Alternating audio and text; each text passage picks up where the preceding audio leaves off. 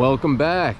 Today I'm in St. Charles Parish in Hahnville, Louisiana, and I'm standing by the Fashion Plantation historical marker. Did you know that this estate was once owned by the 12th President of the United States, Zachary Talyor, and his son, Confederate General Richard Talyor?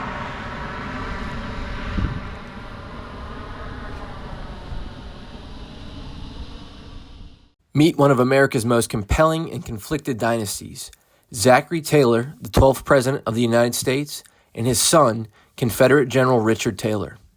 Their lives are woven with threads of military valor, political ambition, and the complicated legacy of Southern plantations. Born in 1784 into a prominent Virginia planter family, Zachary Talyor grew up in Kentucky on his father's expansive estate. His father, also named Richard Talyor, was a Revolutionary War officer turned planter.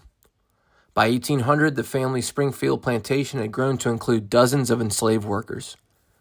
Prompted by his adventurous spirit, Talyor entered the United States Army in 1808. He proved his mettle in the War of 1812, the Black Hawk War, and the brutal Second Seminole War, earning the nickname Old, Rough, and Ready. He also invested heavily in agricultural estates. In 1842, he acquired the huge Cypress Grove plantation in Mississippi, encompassing about 1,900 acres and 81 enslaved individuals for $95,000. Despite its size, the plantation struggled under absentee ownership and environmental challenges. His military success in the Mexican-American War, battles like Palo Alto, Resaca de la Palma, Monterey, and Buena Vista elevated him to national fame. He parlayed that into the presidency in 1848, becoming the first commander-in-chief elected without previous political office. Though a slaveholder himself, owning well over 100 enslaved individuals, Talyor opposed expanding slavery into new territories. His short-lived presidency ended abruptly with his death in 1850. His son Richard Talyor was born in 1826 in Springfield, Kentucky. Richard was the only son of President Talyor and Margaret Smith.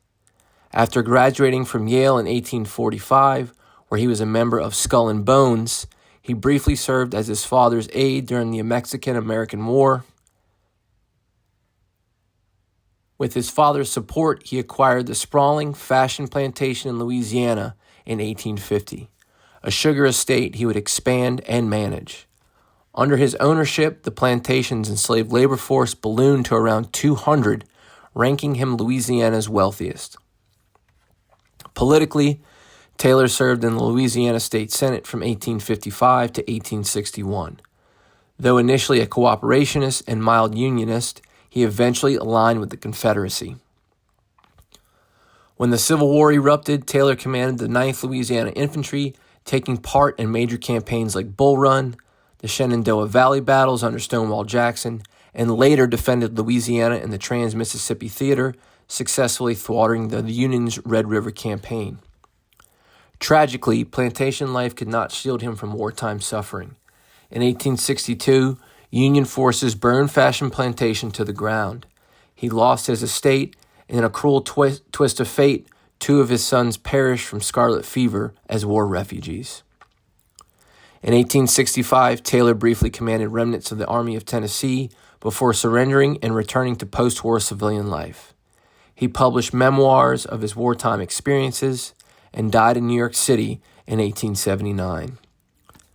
Zachary and Richard Talyor's intertwined stories echo through American history, echoes of ambition and heroism shadowed by slavery and the Civil War. From frontline battlefields to sugar plantations, their legacies are as complex as the nation they helped shape.